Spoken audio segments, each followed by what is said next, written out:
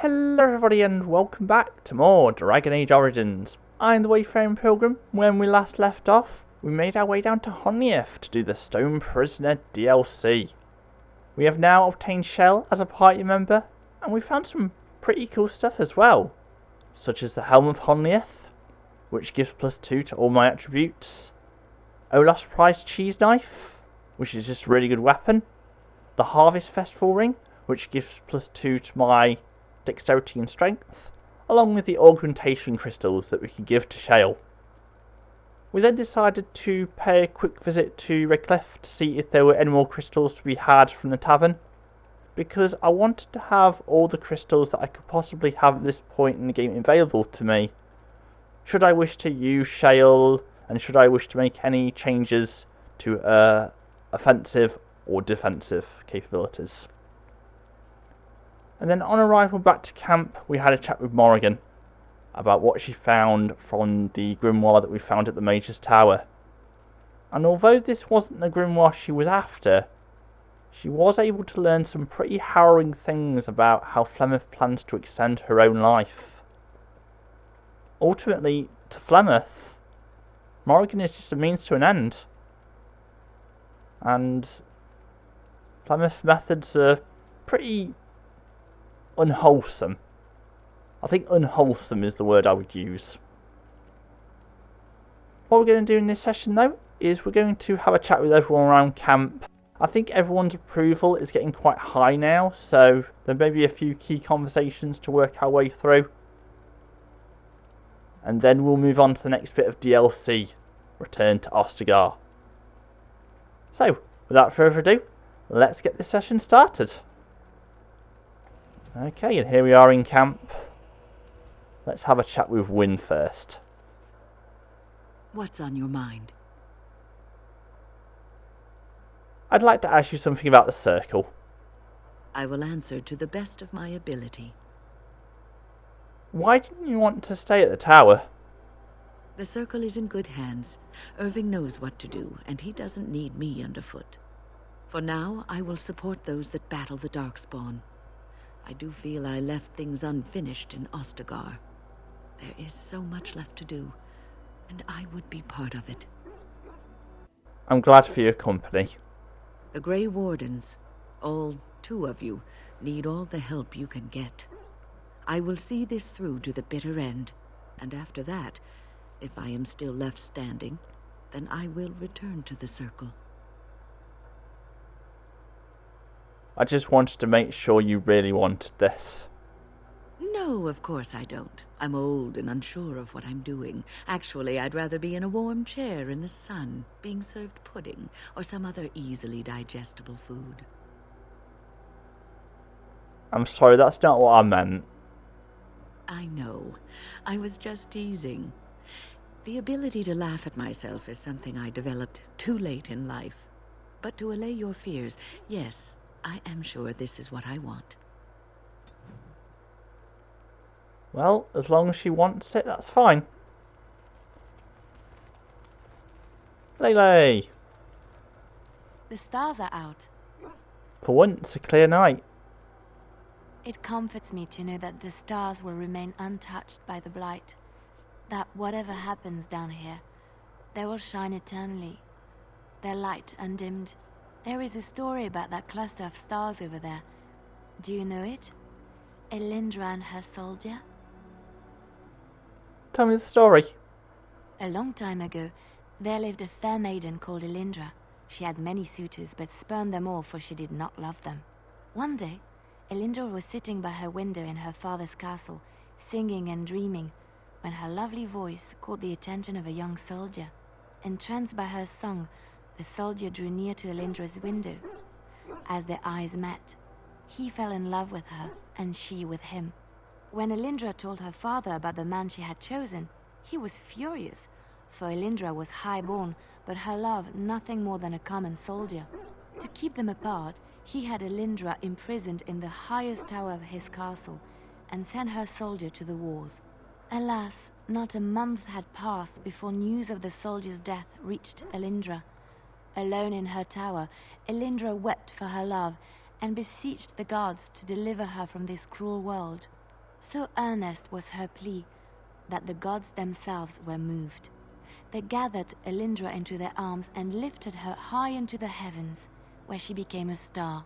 The gods also raised up the soul of Elindra's soldier love, and there he dwells, across the horizon from her. The band of stars between them is a river of Elindra's tears, cried for her lost love. They say that when Elindra has cried enough, she will be able to cross the river to be reunited with her soldier.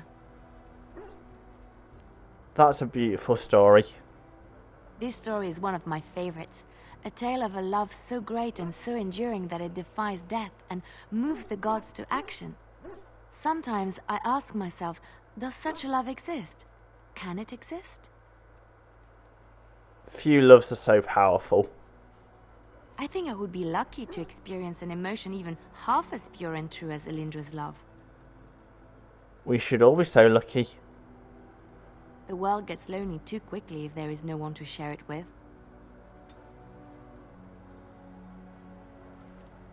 I enjoy the nights at camp. The night always seems more peaceful to me, safer. I know what you mean. I feel the night grants us a reprieve from the troubles of the day. Silly, isn't it? The Darkspawn never sleep, and they lurk in the shadows. It's not silly to seek moments to lay down your burdens. I enjoy those nights when we stand guard together, talking to pass the time in those small hours. Well, I talk and you listen mostly. Sometimes I succumb and fall asleep and wake to find you still watchful. And I know you're watching out for me. I'd be a poor leader if one of you died on my watch. What I'm trying to say is that I trust you. I'm comfortable around you. I know you'll be there when I need you. You are our leader and my friend, and sometimes I think that maybe we could be more than that. Maker, look at me stumbling over my words like an ill-educated peasant girl. Some bard I am. You're cute when you're embarrassed. I'm not embarrassed. I'm just flushed because of the heat. Look, Leliana, someone like you being interested in me is really flattering. What? Are you saying I have bad taste? Why can't I like you? You're a good person, a great listener, a remarkable warrior. You often show signs of intelligence, and you're fairly good looking. Most of your facial features are in the right place. Thanks, you're so complimentary. You're welcome. I try. There isn't much more I can say. My feelings have been laid bare. You are very special to me. Okay, so I did ask this on Twitter a while ago. Asked you guys who I should romance. And most of you wanted me to romance Lele, so that's what I'm doing. I've always wanted us to be more than just friends. Really? No one told me. You felt the same way and didn't do me the courtesy of informing me? You made me say all those things. Why couldn't you have said them first? Oh, how very awkward. You still like me, right? Why am I being such a baby about this? I must be a sight spilling my guts.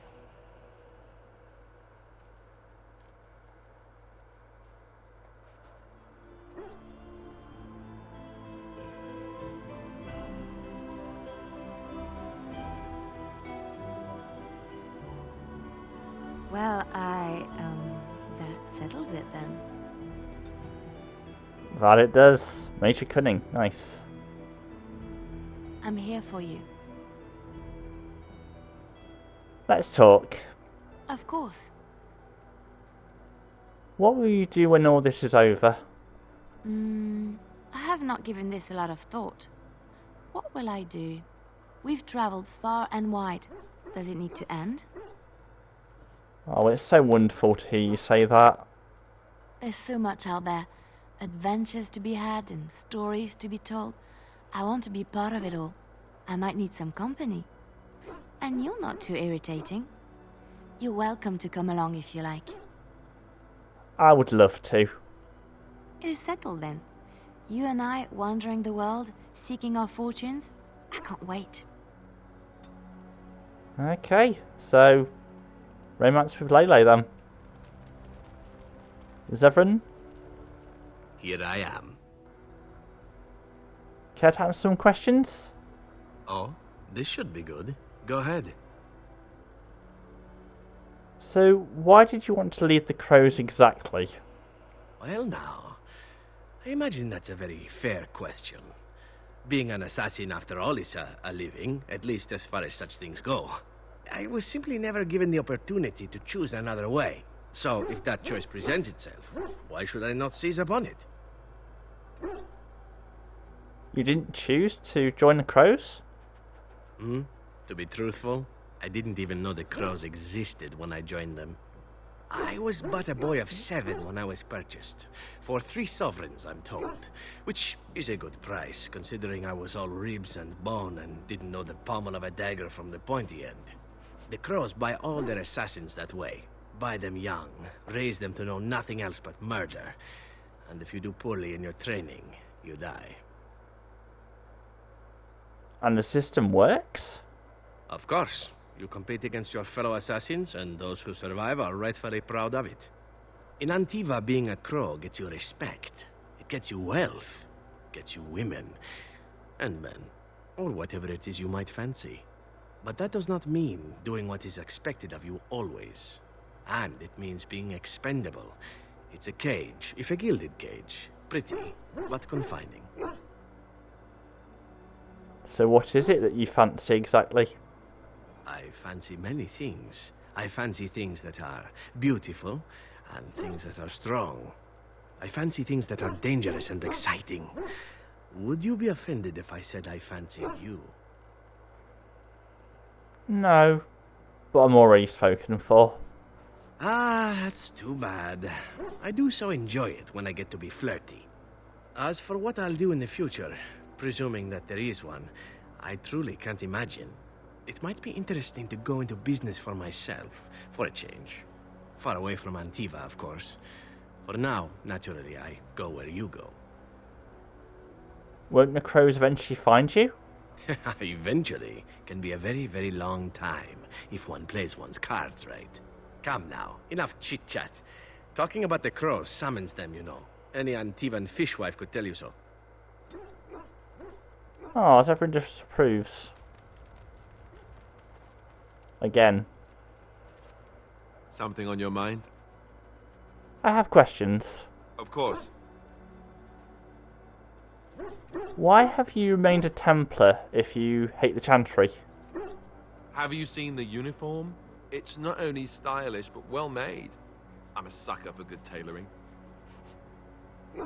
Oh? I don't think I've ever seen you wearing it. I keep it hidden under my pillow. Sometimes I'll take it out just so I can hug it fondly and remember the good old days. Brings a tear to the eyes, you know. Okay, and what's the real reason? You don't really want to know about my being a Templar, do you? It's really quite boring.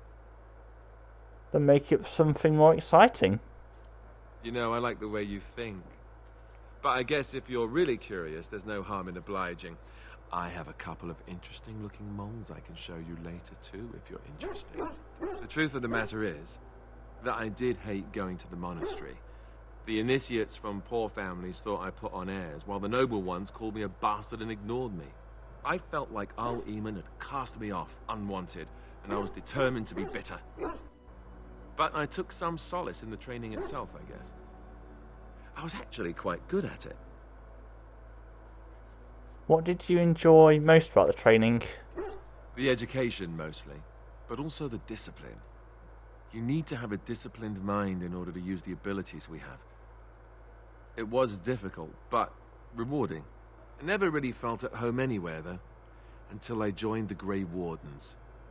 And Duncan felt my Templar abilities might be useful for when we encountered Darkspawn magic, so I kept it up. What about you? Do you have anywhere you consider home? Anywhere my clan goes is home. You must miss them a great deal.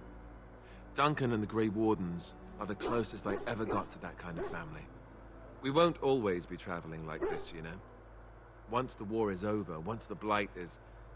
well, a time will come when we'll have to think about having a real home again. Though that seems like a far ways off. And I suppose the Grey Wardens are gone for good. Either way. We can rebuild. I suppose you're right. We can create new Grey Wardens, but we'll never get back those we lost. I wonder if it would ever feel the same. Anyhow, now I've sidetracked us. We'd better get back to what we're supposed to be doing right now. Okay. Steniel, You called. I have a question. I am hardly surprised. Do you find Ferelden strange? To put it lightly, no one has a place here. Our farmers wish to be merchants. The merchants dream of being nobles, and the nobles become warriors. No one is content to be who they are. Don't the Qunari ever want to change their lot in life? What does that accomplish? The farmer who buys a shop is never a merchant. He is always a farmer turned merchant. He carries his old life with him as a turtle carries its shell. Well, maybe he wasn't meant to be a merchant. Meant by whom? And if that were indeed his purpose, why did that mysterious source of meaning not make him so to begin with? You think birth should determine your destiny? Destiny? Destiny is superstitious nonsense. Life is not a journey that ends with you arriving or not arriving at the proper destination. Life is what you do. Life is the duties you fulfill. And you don't think happiness is important? You can learn to find it in doing your duty, in serving your people. There is no need to search for it. Shall we move on? Okay, is there anything you like about Ferelden? There is interesting food here. You have a thing. It doesn't have a word in the Qunari tongue. Little baked things like bread, but sweet and crumbly. Cookies? Yes, we have no such things in our lands. This should be remedied. I'll keep that in mind. Shall we move on? You sound a bit homesick. Perhaps. It's strange to be in a crowd and hear a language that is not your own. To see faces that are and aren't like yours. I miss the smells of Saharon. Tea and incense and the sea. Ferelden smells of wet dogs. Dogs don't smell that bad. Skunks don't mind the smell of other skunks either. Shall we move on? Let's go. As you wish. And we get a bit of approval. 8, wow. Moderate strength now. Morrigan? I await your command. I'd like to ask you something. So, full of questions, are you? How did you become a shape changer? I was not born such. 'Tis a skill of Flemeth's, taught over many years in the wilds. The chastened have tales of we witches, saying that we assume the forms of creatures to watch them from hiding. When a child is alone and separate from his tribe, that is when we strike, dragging the young boy kicking and screaming to our lair to be devoured. A most amusing legend. But just a legend, right? So I assume. My mother has walked the wilds far longer than I. Who am I to suggest what things she has done and not done in her past? Why do you ask? Is there something specific you wish to know? Can anyone become a shape changer? Anyone with sufficient will. But the act of transformation is a magical one. 'Tis a spell and thus requires a mage's talents. If you had a notion to learn such a skill for yourself, sadly, you must remain disappointed. There have been Dalish keepers who use similar magic. Oh? Then I have no doubt your people do much to keep their talents well hidden from humans. I wonder if I was to ask one of your keepers of the origin of their magics, if there would be any relation to what I was taught. I doubt they would be willing to tell you much, to be honest. True. Though I suspect I have more in common with your people than my own kind, but such is how it must be. Do you spend a lot of time as an animal? There were nights when the wilds called to me, 'tis true. You look upon the world around you and you think you know it well. I have smelled it as a wolf, listened as a cat, prowled shadows that you never dreamed existed. But my life is as a human. I am under no illusions to the contrary. And what do other animals think of you when you're changed? They do not shy away from me. To their senses, I believe I seem like any other of their species. As to what they think, I truly cannot say. Just as I am still human, no matter my form, they are still animals. Thus they cannot speak, even were I to ask. Can you change into other human forms as well? The form of an animal is different from my own. One may study the creature, learn to move as it does, think as it does. In time, this allows one to become as it is. I gain nothing by studying another human. I already am the same as they are. I learn nothing. So the answer is no, my human form is the only one I possess. Okay, that's all. Indeed. Have you an opinion on my abilities, then? Am I an unnatural abomination to be put to the torch? No, I think your ability is quite useful. A most practical opinion. Far more so than any man I have spoken to. But enough of such talk. Let us proceed, lest the dust gather on us. Okay. Getting that sweet, sweet approval. Shale. I see it found some augmentation crystals. I was not even aware it knew about them. Well done. So, what does it think? They don't make me look any wider, do they? I find I'm already too wide as it is. Oh no, they're quite slimming, really. It must be the vertical pattern it put them in. Did it know to do that? It must have. I think it should find some more as soon as possible. I want to glitter from ear to ear, so to speak. Sure. What's with the heavy sighs? Oh, that. Merely reflecting on the hopeless nature of the task in front of it. The most likely outcome is that it and its companions will become a stain on some rock for the Darkspawn to tread upon. I shall be moved to a single tear by the tragedy. I don't think our chances are that bad. Oh, how adorable. Such hope is sweet to see, if a bit alarming. What's that? Did it hear flapping wings? There may be pigeons nearby. We should be alert.